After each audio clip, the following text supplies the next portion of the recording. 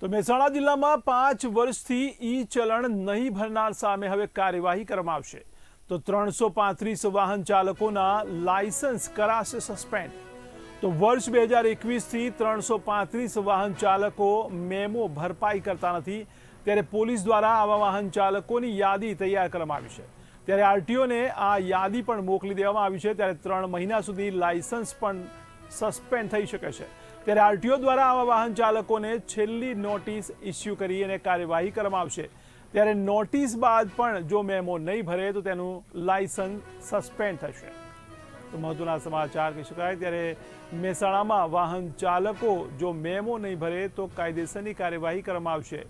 ત્યારે મહેસાણામાં 5 વર્ષથી ઈ ચલણ નહીં ભરનાર સામે હવે થશે કાર્યવાહી। તો 335 વાહન ચાલકોના લાયસન્સ સસ્પેન્ડ થઈ શકે છે।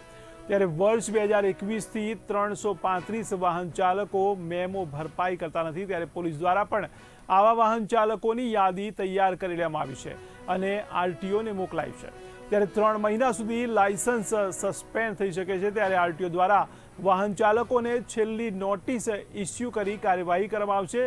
જો આ નોટિસ બાદ પણ મેમો નહીં ભરે તો તેનું લાયસન્સ સસ્પેન્ડ થશે।